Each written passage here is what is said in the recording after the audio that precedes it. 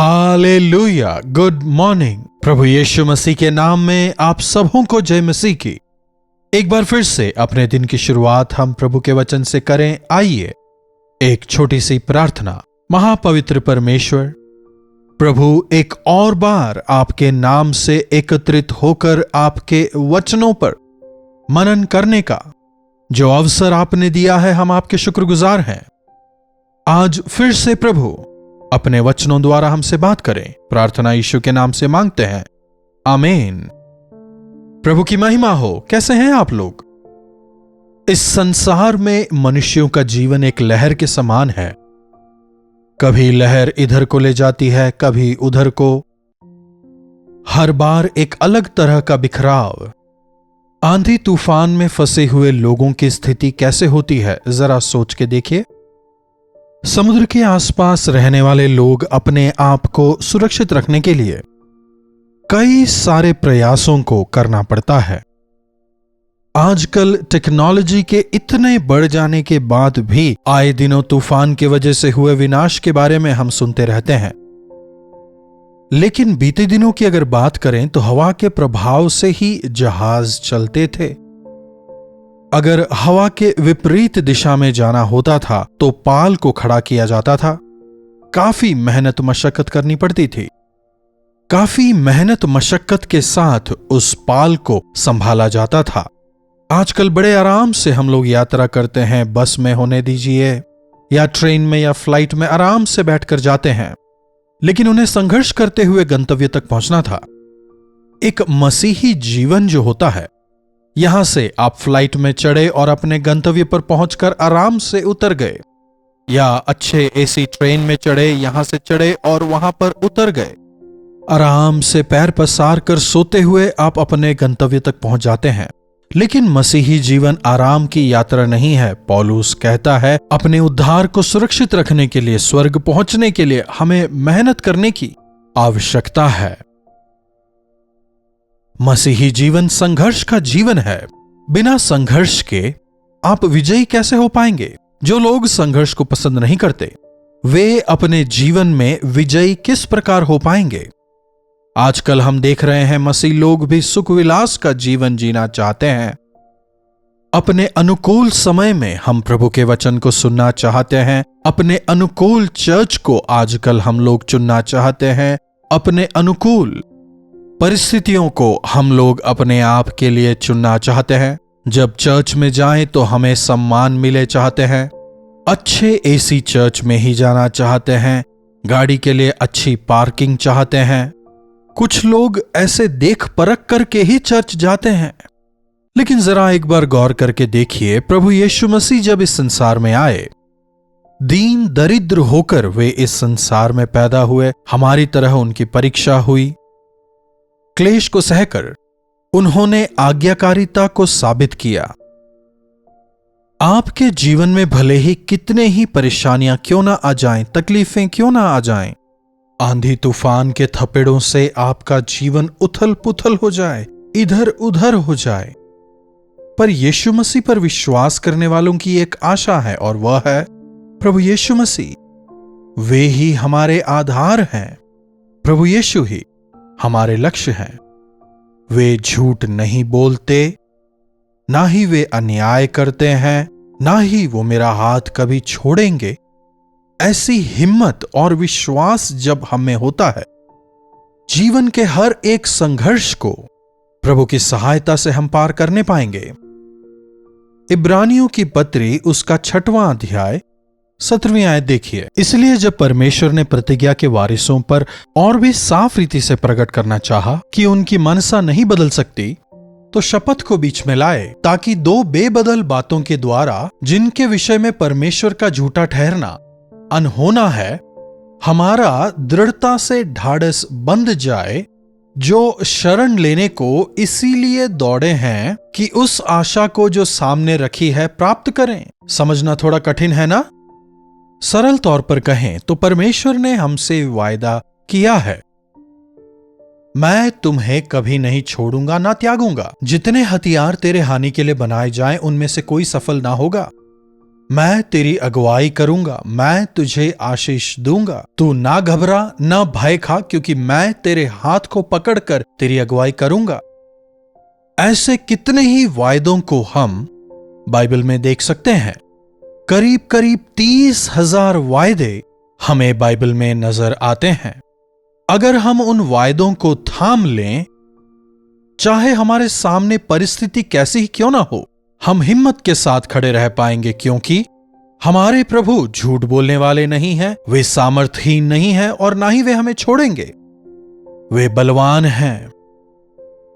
इसीलिए हमें हमारे जीवनों में प्रभु को थामना सीखना होगा। अगले वचन को देखिए। वह आशा हमारे प्राण के लिए ऐसा लंगर है जो स्थिर और दृढ़ है और पर्दे के भीतर तक पहुंचता है। वह हमारे प्राण के लिए लंगर है। कितने लोग जानते हैं कि लंगर क्या होता है? देखिए, आप बैकग्राउंड में देख पा रहे हैं एक खूंटे की तरह।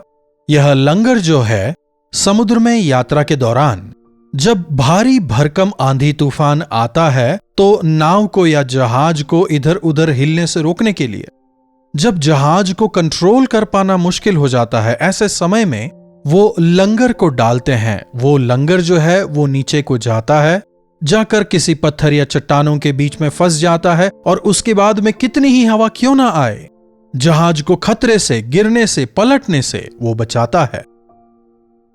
मुझे लंगर बेहद पसंद है। अगर आप गौर से देखें तो इसमें क्रूस की परछाई भी आपको नजर आएगी। हमारे लिए क्रूस ही हमारा आधार है।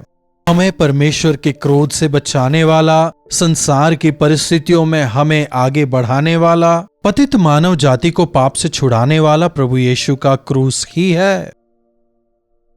यीशु मसीह हमारे लिए एक लंगर की तरह हैं। अगर हम उन्हें थामे रहें, वचन हमें बताता है कि वे हमारे लिए एक स्थिर और एक दृढ़ लंगर की तरह हैं। जी हां, प्रभु यीशु मसीह हमारे लिए लंगर की तरह हैं। हमारी आत्मा प्रभु से दूर ना जाए, निराश ना हो जाए, हताश ना हो जाए, डूब ना जाए। परेशानियों के बीच, तकलीफों के बीच, बीमारियों के बीच, अपमान के बीच, निंदा के बीच, जीवन के इस सफर के आंधी तूफानों के बीच अगर हमारा लंगर प्रभु में है तो हमें कोई हिला नहीं सकता। हमारी आत्मा के, हमारे प्राण के लंगर प्रभु यीशु मसीह हैं। अगर हम यह समझ पाएं, अगर हमारा भरोसा उन पर रहे, किसी भी प्रकार की परेशानी आपको मिटा नहीं पाएगी। किसी भी प्रकार की भयंकर आंधी हो, आपको डराने के लिए, भटकाने के लिए कैसा भी भयंकर तूफान आप पर आए, आप बिना डगमगाए रह सकते हैं।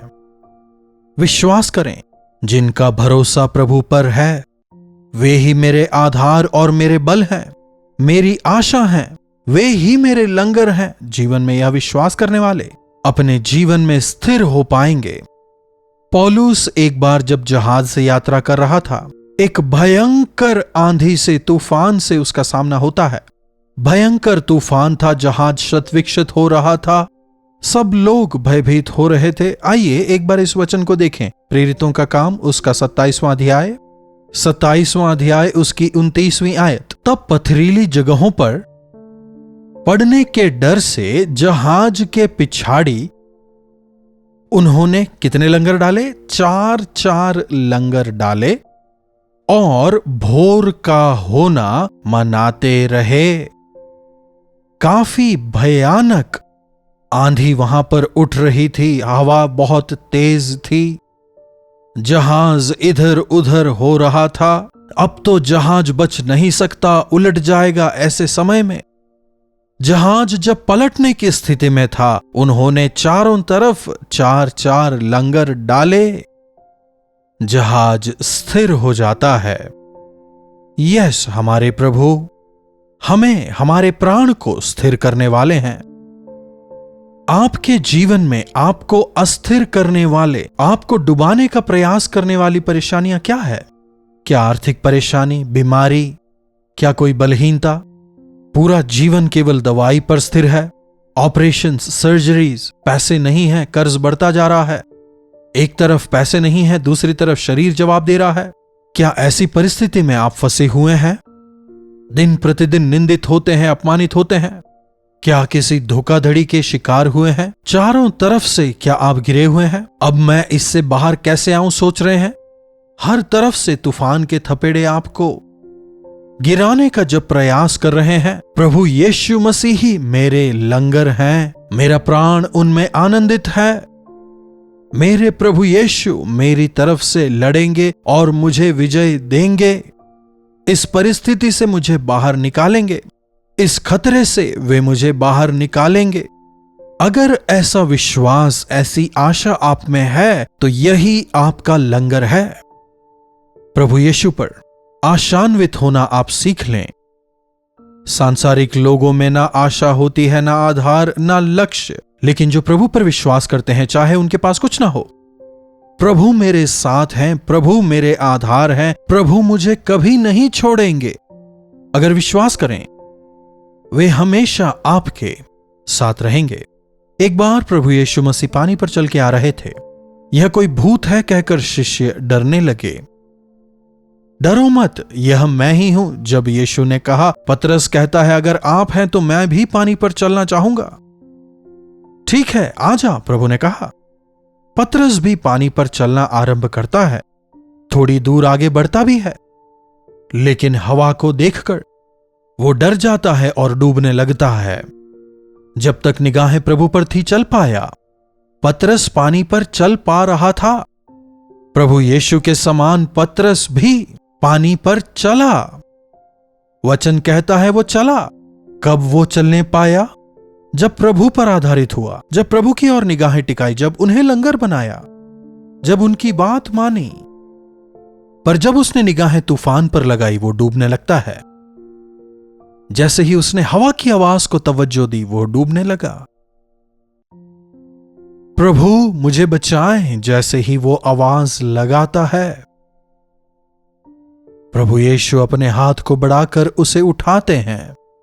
दोबारा से वो पानी पर चलता है और दोनों नाव में प्रवेश करते हैं। वचन बताता है, क्या संसार के झोंकों को देखकर डर रहे हैं? परिस्थितियों को देखकर डर रहे हैं? शैतान के झूठ को सुनकर क्या आप आज डरे हुए हैं? डूब जाएंगे। यीशु की ओर देखें, हिम्मत मिलेगी। वे मेरे लंगर हैं, वे मेरी ताकत हैं, वे मेरे शरण स्थान हैं, वे मुझे कभी नहीं छोड़ेंगे। जब आप उनकी ओर देखेंगे, बच पाएंगे। परिस्थिति कितनी भी विषम होने दीजिए, जब वायदा प्रभु ने दिया है तो वो उसे जरूर पूरा करेंगे। जब हम अपनी आशा को प्रभु पर लगाते हैं, पौलुस के उदाहरण को देखिए। मुझे रोम जाकर राजा के सामने गवाही देनी है। जिस जहाज में पौलुस जा रहा था, जहाज पूरी तरह से तूफान के चलते तहस नहस हो जाता है, लेकिन फिर भी पौलुस को कुछ नहीं हुआ। जिस प्रभु ने मुझसे वायदा किया है, मेरे बुलाने वाले परमेश्वर विश्वास योग्य हैं और उन्होंने वायदा दिया है वे मुझे रोम तक ले जाएंगे। मेरी वजह से तुम सब भी बच जाओगे, ऐसी महान आशा जहाज के अन्य यात्रियों में भी पैदा करने में पौलुस सफल होता है। जहाज पूरी तरह से तहस नहस हो जाता है, लेकिन सबके प्राण बचाए जाते हैं। सभी लोग रोम जा पाते हैं। पौलुस वहां गवाही दे पाता है। प्रभु के वायदे को हम वहां पूरा होता देख सकते हैं। प्रभु के वायदे को थामे रहें और प्रभु उसे जरूर पूरा करेंगे। परमेश्वर ने अब्राहम को वायदा दिया, मैं तुझे आशीष दूंगा, मैं तुझे बढ़ाऊंगा, मैं तेरे वंश को बढ़ाऊंगा, तेरा वंश रेत के कणों के समान बढ़ेगा। परमेश्वर अब्राहम को वायदा देते हैं। कहां? 1 साल, 2 साल, 5 साल, 10 साल, 25 साल गुजर गए। अब्राहम बूढ़ा हो जाता है। सारा भी बूढ़ी हो जाती है। उसका मासिक धर्म तक रुक जाता है। सारा अब 97 की है। अब्राहम 100 वर्ष का क्या संतान हो सकता है?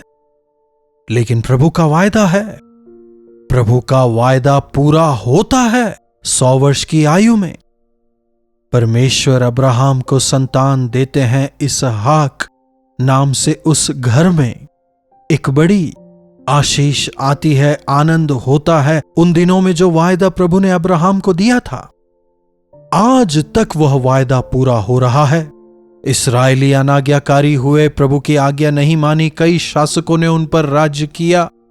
अनाज्ञाकारिता की वजह से परमेश्वर का क्रोध उन पर भड़का, प्रभु को उन्होंने दुखी किया। लेकिन अब्राहम को दिए गए वायदे की वजह से आज तक इस्राएल देश आशीषित है। प्रभु वायदा निभाने वाले हैं।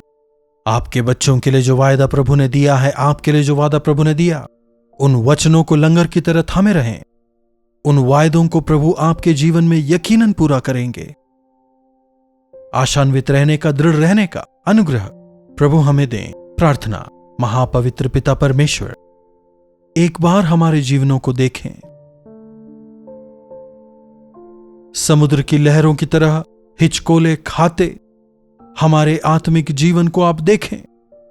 प्रभु, इस अस्थिर जीवन को देखें, भयभीत जीवन को देखें।